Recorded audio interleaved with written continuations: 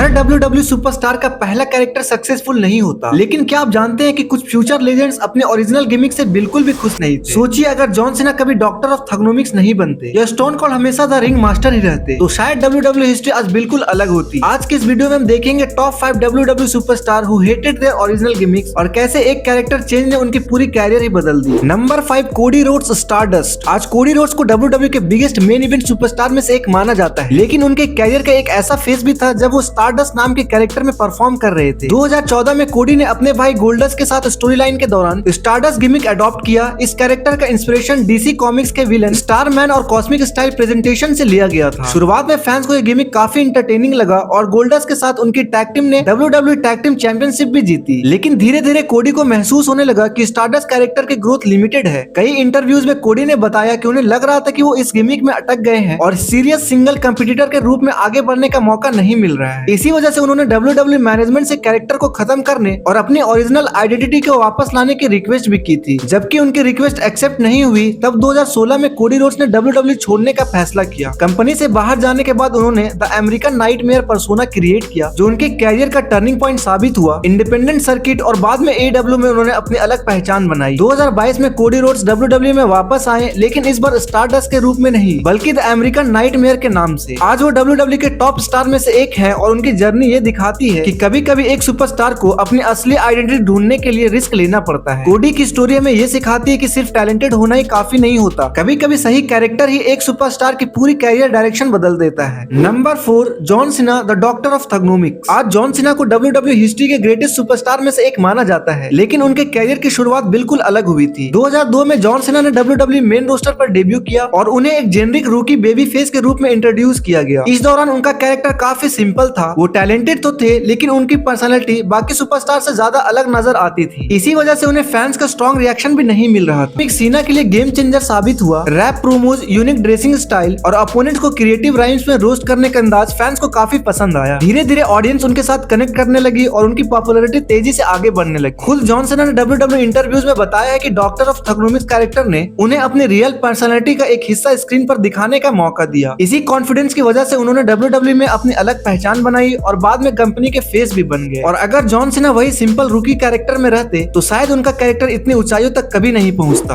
अब बात करते हैं नंबर 3, ब्रे वार्ट हस्की हैरिस। आज ब्रे वार्ट को WWE हिस्ट्री के सबसे क्रिएटिव और यूनिक कैरेक्टर में से एक माना जाता है, लेकिन बहुत कम फैंस को याद होगा कि उनकी WWE कैरियर हस्की हैरिस नाम के कैरेक्टर से शुरू हुआ था। 2010 में ब्रे उस वक्त हस्की हैरिस के नाम से NXT सीजन 2 में नजर आए और बाद में द नेक्सस ग्रुप का हिस्सा बने। WWE ने उन्हें एक टफ सेकंड जनरेशन रेसलर के रूप में प्रेजेंट किया, लेकिन इस गिमिक में वो अपनी असली पर्सनालिटी को दिखाने का मौका नहीं पा रहे थे। फैंस भी इस कैरेक्टर से उतना कनेक्ट नहीं कर पाए और धीरे धीरे हस्की हैरिस का मोमेंटम खत्म होने लगा। इसके बाद ब्रे ने अपने कैरेक्टर को लेकर नए आइडियाज सोचना शुरू किए। WWE डेवलपमेंटल ने भी उन्हें एक डार्क, मिस्टीरियस और साइकोलॉजिकल कल्ट लीडर का कंसेप्ट दिया। WWE क्रिएटिव ने भी इस आइडिया को सपोर्ट किया और ट्रिपल एच के अंडर इस कैरेक्टर को और भी पॉलिश किया गया। 2013 में जब द व्हाइट फैमिली ने मेन रोस्टर पर डेब्यू किया तो सब कुछ बदल गया। लैंटर्न लेकर एंट्रेंस करना, हॉरर बैकग्राउंड म्यूजिक और ब्रे वार्ट के यूनिक प्रोमोज ने उन्हें बाकी सब सुपरस्टार से कम्प्लीटली अलग बना दिया। फैंस सिर्फ उनके मैचेस के ही नहीं बल्कि हर प्रोमोज का भी इंतजार करते थे। इस नए कैरेक्टर की वजह से ब्रे वार्ट WWE चैंपियन भी बने, multiple main event story line का हिस्सा रहे और बाद में द फिन जैसे और भी आइकॉनिक पर्सोना का इंट्रोड्यूस किया। आज भी ब्रे वार्ट को WWE के सबसे क्रिएटिव माइंड में से एक माना जाता है। ये स्टोरी हमें दिखाती है कि कभी कभी एक सुपरस्टार की सक्सेस सिर्फ उसके टैलेंट पर नहीं बल्कि उसके लिए सही कैरेक्टर मिलने पर भी डिपेंड करती है। हल्की हैरिस शायद फैंस पर उतना कोई खास इंपैक्ट नहीं छोड़ पाए, लेकिन ब्रे वार्ट के नाम से उन्होंने WWE हिस्ट्री में अपनी अलग पहचान बना ली। लेकिन एक्सीडेंटली अगस्त 2023 में ब्रे वार्ट का सिर्फ 36 साल की उम्र में देहांत हो गया, लेकिन उनकी क्रिएटिविटी, अनफॉरगेटेबल प्रोमोज और यूनिक कैरेक्टर आज भी WWE फैंस के दिलों में जिंदा है।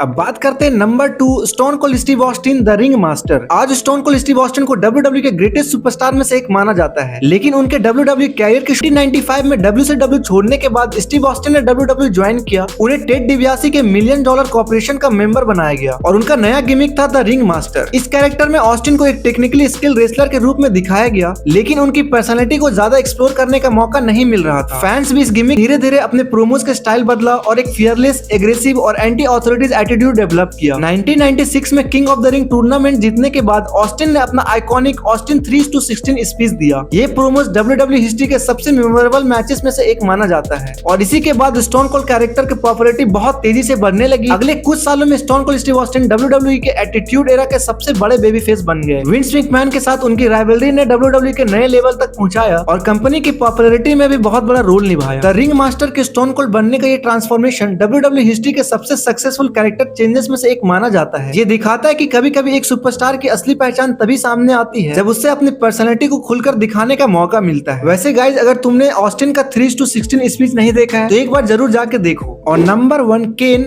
Isaac यांकम DDS. गाइज, केन का पहला कैरेक्टर बिल्कुल अलग था। 1995 में WWE ने उन्हें आइजैक यांकम डीडीएस के नाम से इंट्रोड्यूस किया। इस गिमिक में वो एक इविल डेंटिस्ट थे जिसे जेरी द किंग लॉलर ने ब्रेट हार्ट के खिलाफ यूज किया था। कैरेक्टर का कंसेप्ट काफी यूनिक था, लेकिन फैंस के साथ ज्यादा कनेक्ट नहीं हो पाया। स्टोरी लाइन खत्म होने के बाद ये गिमिक धीरे धीरे टेलीविजन से गायब हो गया। इसके बाद गेलन जेबेक्स ने कुछ और टेम्पोररी कैरेक्टर में भी काम किया, लेकिन WWE को पता था कि उनके साइज, एथलेटिक एबिलिटी और स्क्रीन प्रेजेंस में बहुत पोटेंशियल है। इस वजह से कंपनी ने उनके लिए कम्प्लीटली नए कैरेक्टर डेवलप करना शुरू किया। 1997 में bad blood in your house के दौरान केन को तुरंत फैंस के बीच पॉपुलर बना दिया। अगले कई सालों तक केन WWE के सबसे डोमिनेंट सुपरस्टार में रहे। उन्होंने multiple world championship, tag team championship और इंटरकॉन्टिनेंटल चैंपियनशिप जीती। द अंडरटेकर के साथ उनकी राइवलरी और बाद में ब्रदर ऑफ डिस्ट्रक्शन की पार्टनरशिप WWE हिस्ट्री का एक इंपॉर्टेंट चैप्टर बन गई। आइजैक यांकन से केन तक ये ट्रांसफॉर्मेशन WWE के सबसे सक्सेसफुल कैरेक्टर चेंजेस में से एक माना जाता है। तो गाइज, इन सुपरस्टार ने हमें ये प्रूव कर दिया कि कभी कभी टैलेंट से ज्यादा इंपॉर्टेंट होता है सही कैरेक्टर। अगर आपको लगता है कि किसी और WWE सुपरस्टार का ओरिजिनल गिमिक भी इस लिस्ट में होना चाहिए था तो कमेंट में जरूर बताना, और ऐसे ही रिसर्च काउंटडाउन वीडियोस के लिए चैनल को सब्सक्राइब करना मत भूलना।